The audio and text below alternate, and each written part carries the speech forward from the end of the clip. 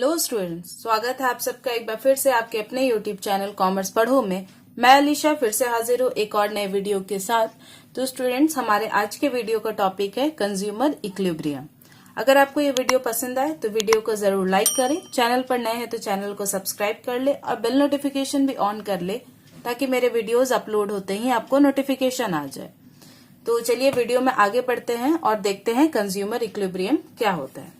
ठीक है, consumer equilibrium एक ऐसा सिचुएशन होता है, ठीक है, एक ऐसा सिचुएशन होता है जिसमें कंज्यूमर जो है उसको मैक्सिमम सेटिस्फैक्शन मिलता है। ठीक है, जब वो अपना गिवन इनकम जो है, कंज्यूमर का जो इनकम है उसको वो एक्सपेंड कर देता है, वो उसको स्पेंड कर देता है, खर्च कर देता है और उस सिचुएशन पे उसको जब मैक्सिमम सेटिस्फैक्शन मिलता है उस सिचुएशन को हम लोग कंज्यूमर इक्विलिब्रियम बोलते हैं।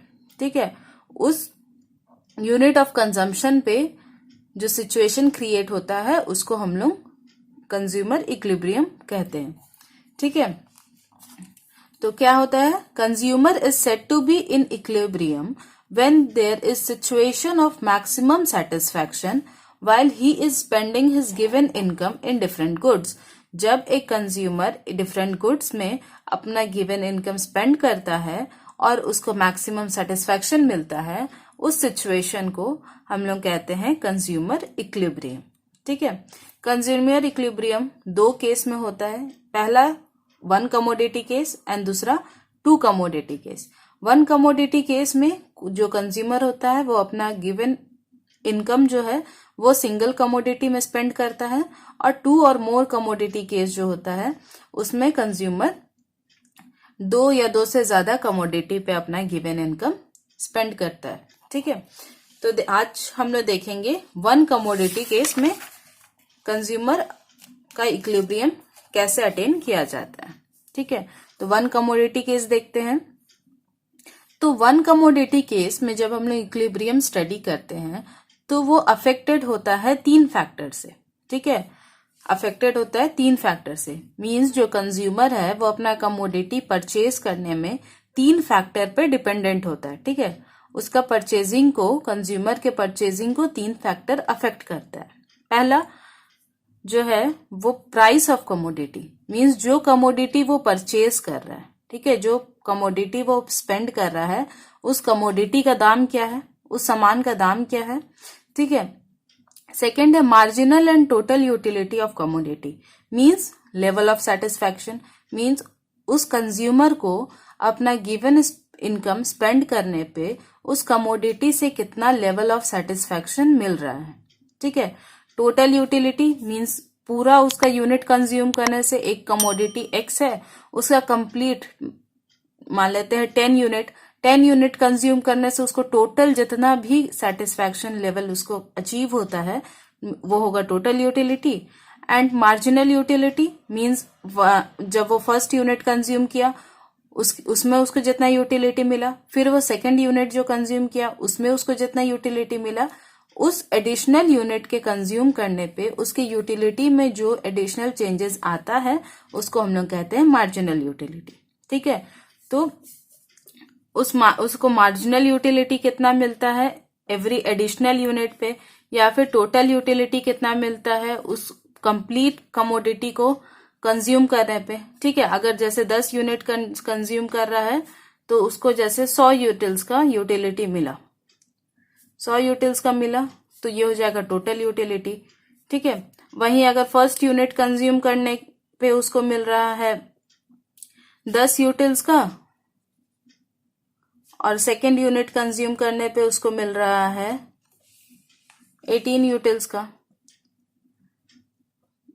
8 यूटिल्स का, तो ये जो एक एक्स्ट्रा यूनिट कंज्यूम करने पे जो उसका यूटिलिटी में चेंजेस आया, जितना का चेंजेस आएगा, जितना से वो डिक्रीज करेगा उसको हम लोग कहते हैं मार्जिनल यूटिलिटी। ठीक है, और जितना टोटल यूनिट ऑफ कंजम्पशन से जिसको टोटल यूटिलिटी अचीव होता है उसको कहते हैं टोटल यूटिलिटी।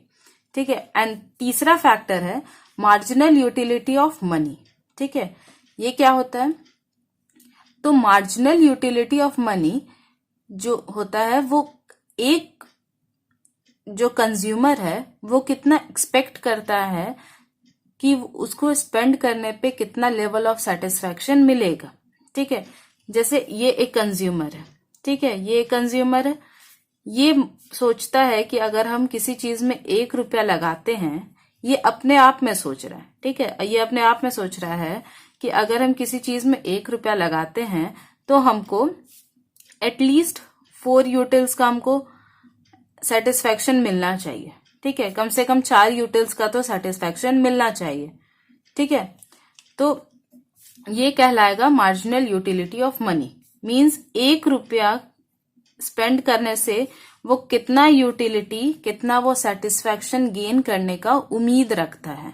ठीक है, उसको कहते हैं मार्जिनल यूटिलिटी ऑफ मनी। ठीक है, मनी के फॉर्म में 1 रुपया जब वो मनी स्पेंड करता है तो वो कितना उसका वर्थ चाहता है। ठीक है, इसको हम लोग रिप्रेजेंट करते हैं MUM के नाम से। ठीक है, मार्जिनल यूटिलिटी ऑफ मनी। ठीक है, इसको और मार्जिनल यूटिलिटी ऑफ कमोडिटी को हम लोग लिखते हैं MUX, means marginal utility of commodity X। ठीक है, या फिर कुछ भी XYZ कुछ भी रहे तो MUX MUY जो भी कमोडिटी का मार्जिनल यूटिलिटी है वो। ठीक है, और प्राइस ऑफ कमोडिटी को हम लोग एक्सप्रेस करते हैं प्राइस ऑफ X के नाम से, PX। ठीक है, तो एक एग्जांपल से समझते हैं वन कमोडिटी केस में कंज्यूमर इक्विलिब्रियम कैसे अटेन होता है। ठीक है, एक एग्जांपल है, जैसे इसमें लिया गया है मार्जिनल यूटिलिटी ऑफ मनी है 4 यूटिल्स का। ठीक है, मींस रुपी वर्थ सेटिस्फैक्शन जो कंज्यूमर एक्सपेक्ट करता है। ठीक है, कंज्यूमर एक्सपेक्ट कर रहा है कि अगर वो 1 रुपया किसी चीज में स्पेंड करता है, ठीक है, किसी चीज में 1 रुपया स्पेंड करता है तो उसको एटलीस्ट 4 यूटिल्स का सेटिस्फैक्शन मिलना चाहिए। ठीक है, तो वो होगा marginal utility of money. 4 utils दिया हुआ है। कमोडिटी इज X कोई भी कमोडिटी है। ठीक है, प्राइस ऑफ X मींस इस कमोडिटी का प्राइस है 4 रुपया पर यूनिट। ठीक है, 4 रुपया पर यूनिट इसका प्राइस है। तो अब हम लोग जो भी कंजम्पशन है मार्जिनल यूटिलिटी के शेड्यूल से हम लोग समझते हैं। ठीक है, ये इंफॉर्मेशन हम लोग को दिया हुआ है और यहाँ पे हम लोग का मार्जिनल यूटिलिटी का शेड्यूल है। ठीक है, जब पहला यूनिट कंज्यूम कर रहा है consumer, unit of commodity X जब पहला यूनिट कंज्यूम कर रहा है तो उसको मार्जिनल यूटिलिटी कितना का मिल रहा है, मींस उसको लेवल ऑफ सेटिस्फैक्शन कितना का मिल रहा है फ्रॉम द कमोडिटी X, तो वो 20 यूटिल्स का सेटिस्फैक्शन उसको मिल रहा है। ठीक है, 20 यूटिल्स का सेटिस्फैक्शन उसको पहला कमोडिटी कंज्यूम करने से मिल रहा है। ठीक है, दूसरा करने से 18 यूटिल्स का मिल रहा है। ये मार्जिनल यूटिलिटी डिक्रीज होता है। ठीक है, क्योंकि यहां पर एक लॉ आता है, law of diminishing marginal utility, जो हमने प्रीवियस लेक्चर में देखा था। अगर आपने नहीं देखा है तो डिस्क्रिप्शन में प्लेलिस्ट है, वहां से आप जाके उस वीडियो को देख सकते हैं। तो डिमिनिशिंग मार्जिनल यूटिलिटी क्या होता है, जब एक एक्स्ट्रा यूनिट कंज्यूम होता है, जब एक्स्ट्रा यूनिट कंज्यूम होते जाता है तो मार्जिनल यूटिलिटी जो है वो डिक्रीज होते जाता है। ठीक है, ये इसका लॉ है, law of diminishing marginal utility. ठीक है, सेकेंड यूनिट जब कंज्यूम हुआ 18 यूटिल्स का सेटिस्फैक्शन मिला। ठीक है, जब थर्ड यूनिट कंज्यूम हुआ 16 यूटिल्स का मिला। फोर्थ कंज्यूम हुआ 10 यूटिल्स का मिला। फिफ्थ कंज्यूम हुआ 0 मार्जिनल यूटिलिटी मिला। ठीक है, उसके बाद मार्जिनल यूटिलिटी जब 6th यूनिट कंज्यूम हुआ तो नेगेटिव हो गया, -5 में चला गया। ठीक है, तो अब हम लोग को, क्योंकि मार्जिनल यूटिलिटी ऑफ मनी दिया हुआ है, ठीक है, मनी के फॉर्म में, जब कंज्यूमर को जो वो उम्मीद करता है, ठीक है, जो वो उम्मीद कर रहा है कि उसको 1 रुपया स्पेंड करने से उसको 4 यूटिल्स का सेटिस्फैक्शन मिलना चाहिए। ठीक है, तो वो उतना ही स्पेंड करेगा जितना से उसको 4 यूटिल्स का सेटिस्फैक्शन मिल रहा है। मतलब कि जब मार्जिनल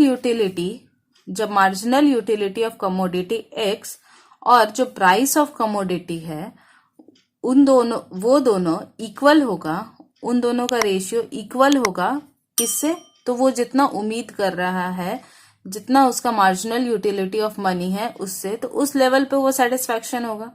जैसे कि यहाँ पे अगर हम लोग इसको in terms of money define करते हैं, marginal utility of money in terms of rupees जब हम लोग डिफाइन करते हैं, तो यहाँ बोल रहा है 4 यूटिल्स पे उसको 1 रुपया के बराबर का सेटिस्फैक्शन मिल रहा है।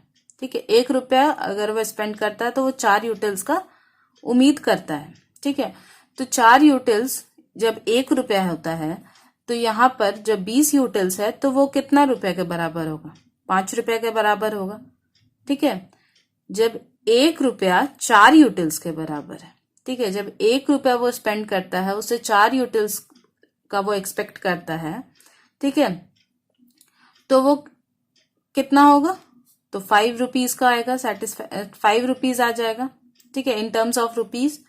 फिर जब 18 यूटिल्स उसको सेकंड लेवल से मिल रहा है। ठीक है, सेकंड लेवल ऑफ कंजम्पशन से 18 यूटिल्स का सेटिस्फेक्शन मिल रहा है, तो इन टर्म्स ऑफ रुपीज क्या होगा? जहां पे 4 यूटिल्स 1 रुपये के बराबर है तो क्या होगा? तो 18 यूटिल्स डिवाइडेड बाई 4, क्योंकि 4 यूटिल्स है 1 रुपये के बराबर, तो कितना का मिल रहा है? 4.5 रुपये का सेटिस्फेक्शन मिल रहा है। ठीक है, वहीं 16 यूटिल्स है डिवाइडेड बाई 4 यूटिल्स तो हो जाएगा 4। फिर 10 यूटिल्स डिवाइडेड बाई 4 तो हो जाएगा 2.5। 0 डिवाइडेड बाई 4 0, -5 डिवाइडेड बाई 4 -1/1.25। ठीक है, तो यहाँ पे जब यहाँ पे बोला जा रहा है कि 5 रुपया के बराबर का सेटिस्फैक्शन मिल रहा है, पहला में उसको जो सेटिस्फैक्शन मिल रहा है 20 यूटिल्स का वो 5 रुपया के बराबर है। ठीक है, 5 रुपया के बराबर है, तो क्या कंज्यूमर के पास ये अफोर्ड करेगा? क्या कंज्यूमर ये अफोर्ड करेगा कि किसी भी चीज का जब प्राइस 4 रुपया है, किसी भी कमोडिटी का प्राइस जब 4 रुपया है, तो क्या वो चाहेगा कि उसके लिए वो 5 रुपया पेमेंट करे? नहीं चाहेगा। ठीक है, तो यहाँ पर तो वो ये नहीं करेगा, इक्विलिब्रियम नहीं अटेन करेगा। उसी तरह ये भी 4 से ज्यादा है, 4.5 है, तो नहीं करेगा।